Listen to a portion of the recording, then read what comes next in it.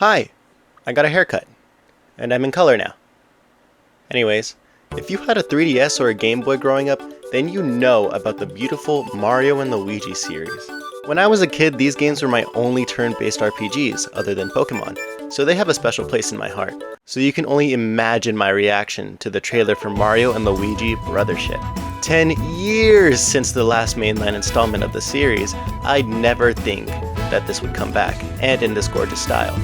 But I forgot to play it. A year passed and I had heard that it was not the masterpiece people were hoping it'd be. Personally, I feel like people tend to put really high expectations on these somewhat niche franchises when they make a comeback. At the end of the day, these are games meant to be fun and entertaining.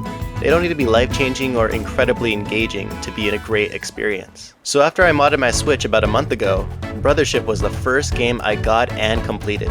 And it was fun, it just felt like a regular Mario and Luigi game that I grew up playing. The characterization of the brothers, the fantastical setting, and the gameplay felt great. There are bits and pieces that I don't fully enjoy, but I'll get to them later. Firstly, I want to talk about the story. I know story-based games are just not my cup of tea. I tend to play Smash Bros. And Minecraft, so I'm here for the gameplay. But the story for Brothership is just as simple as a story could be. Spoilers beyond this point, but Mario and Luigi fall into a mysterious portal, and now they are in Wind Waker, and they have to gather all the islands to beat the bad guy with the power of ships.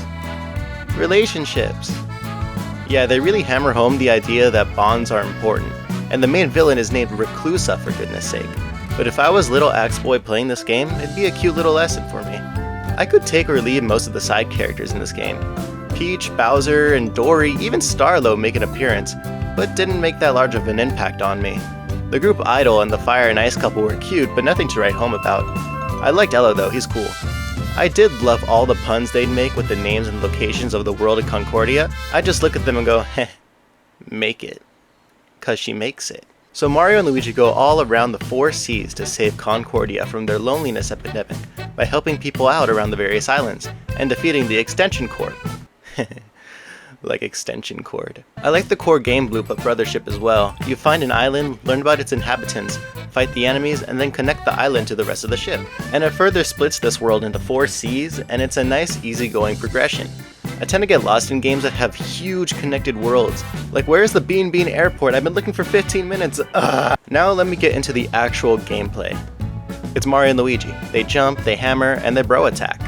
I like the block UI staple that they use. It's iconic and I love their little thinky faces. I did have a couple of times where I accidentally hit the wrong block, but I think that was just me. One thing that did take a lot of getting used to is pressing A for selecting a block for Luigi. In previous games, all of the actions from Luigi were done by pressing B, but in this game, the only instance where Luigi needs to press the A button is to select something above his head. But then you need to switch back to pressing B when you want to hit your jump or your hammer. It definitely gave me trouble a couple times throughout my playthrough, but it was manageable after you adjust to it. Luigi also moves entirely differently in this game. Instead of breathing down Mario's neck in previous games, he's keeping a respectful distance from his brother, and making his own moves. Sometimes he can get stuck and Mario's gotta go back and meet up with him, but that's very few and far between. It wasn't until I was writing this script that they didn't have the switch mechanic that they had in previous games either. You know, where Luigi can be in the front and Mario could be in the back. But since I didn't remember it until now, it shows that this game was just fine without it. I think my favorite mechanic that was brought into this game was spark plugs, an accessory that gives you various effects, but only for a set amount of turns before they run out and have to charge again.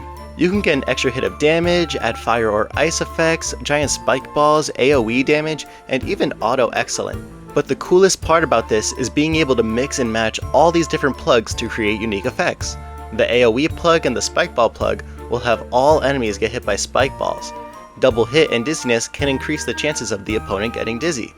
Fire and ice can be used together to deal both fire and ice damage.